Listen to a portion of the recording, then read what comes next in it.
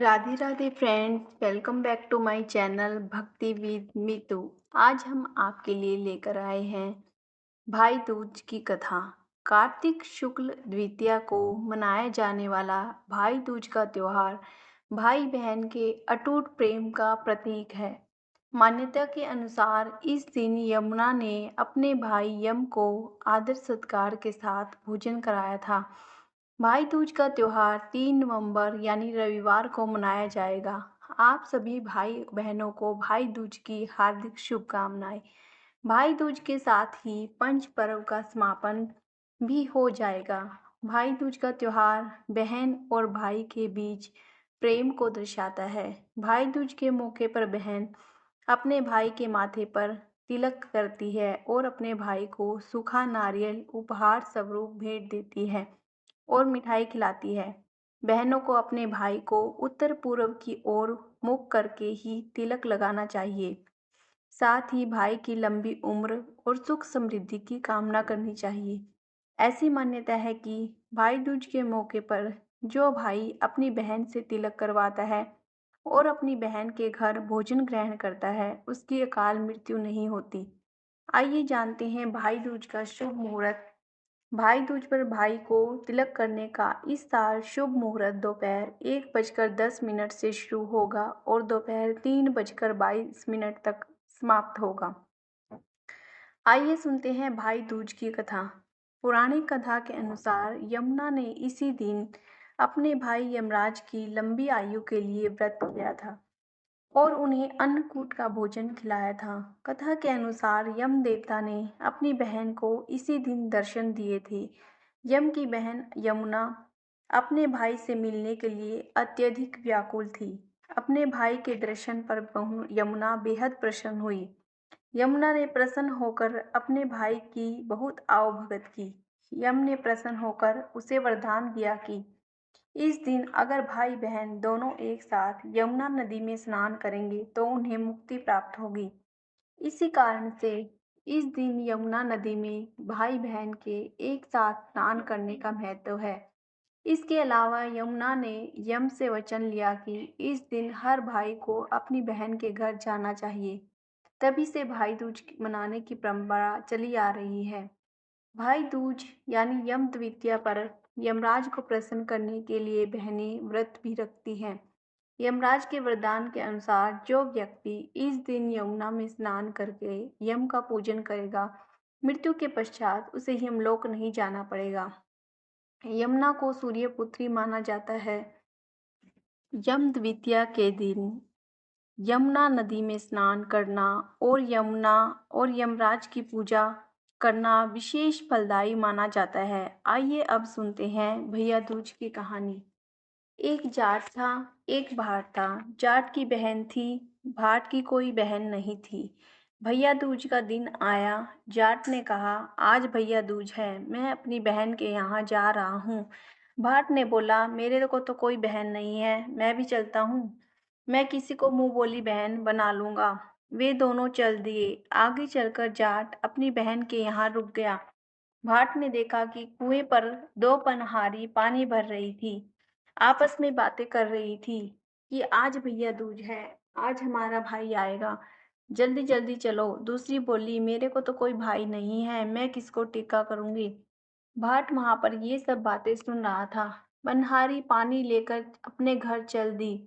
पीछे पीछे भाट चला गया। वह घर आई, मटका रखा, चरखा कातने बैठ गई। जाकर भाट ने कहा, जीजी राम राम। वह जो खड़ी हुई तो चरखे का तार टूट गया, तो वो तार जुड़ा नहीं। वह भाई से कैसे मिले। वह भगवान से प्रार्थना करने लगी कि तार जुड़ जाए तो मैं भाई से मिलूं। तार जुड़ गया, वह भाई से मिल ली।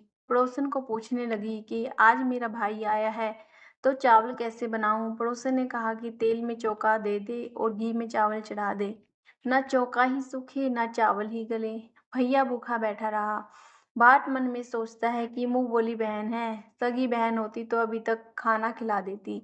इतने में ससुर बाहर से आता है। ससुर कहता है कि कोई अक्लमंद बहू होती तो गोबर मिट्टी से चौका लिपती, पानी में चावल चढ़ाती। अब उसने वैसा ही किया। मिट्टी से चौका लीपा और पानी में चावल चढ़ाए। अब चौका भी सूख गया और चावल भी पक गए। अब उसने अपने भाई को खाना खिलाया। भाई को रहते हुए 3 दिन हो गए। भाई कहता है कि बहन अब मैं घर जाऊंगा। बहन मना करती है लेकिन भाई कहता है कि अब मैं जाऊंगा। बहन ने सास ननद की चोरी से रात को चावल पीसकर पिन्नी बनाई और अपने भाई को दे दी तो उसमें सांप पिस गया। पिन्नी लेकर भाई चला गया। सुबह उठकर देखती है कि उसमें सांप पिसा हुआ है। सांप को पिसा हुआ देखकर बहन भाई के पीछे पीछे जाती है। नदी के किनारे पर आकर देखती है तो उसका भाई मरा पड़ा है। बहन तो वहीं बैठ जाती है। 12 साल तक बहन भाई का सिर अपने घुटने पर लिए बैठी रहती है। कीकर बोलती है, कांटे काट कटिल्ली कांटे, लागा फूल फूल तोड़ माथे लगा, जगह सौंपता वीर। बहन कहती है एक बार और बोल। फिर वह बोलती है फिर कहती है बहन एक बार और बोल।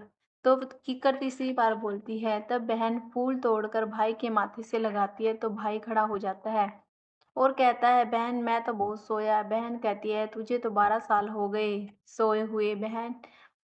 भाई बहन से कहता है कि अब तुम अपने घर जाओ।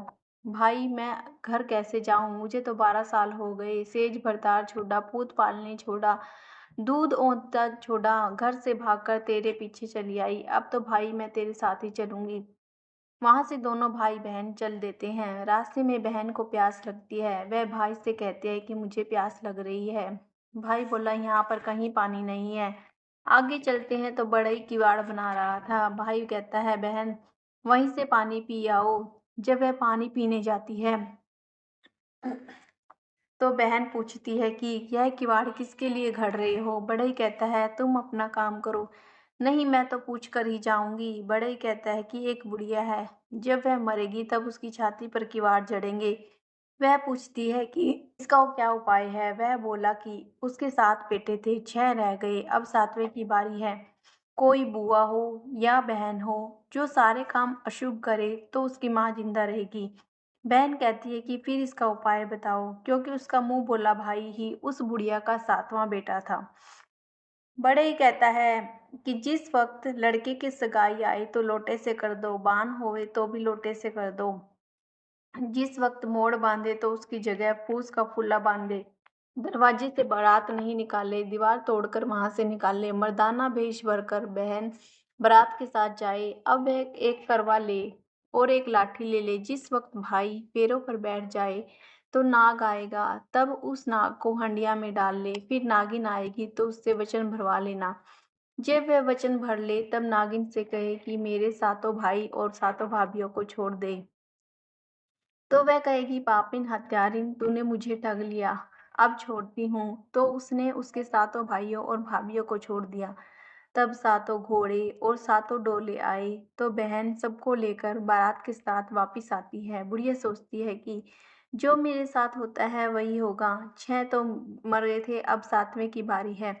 इतने में सब आते दिखाई देती हैं तो पड़ोसने कहती हैं कि तेरे 7 बेटे और बहू आ रहे हैं। बुढ़िया कहती है कि तुम हंसी नहीं करोगी तो कौन करेगा। तो वह कहती है कि नहीं नहीं हम सब सच कह रहे हैं, तेरी बेटी भी आ रही है। बुढ़िया बोली अगर सब आ रहे हैं तो बेटे की पगड़ी, बहू की चुंदड़ी और आंख के जाले और कानों के ताले खुल जाए।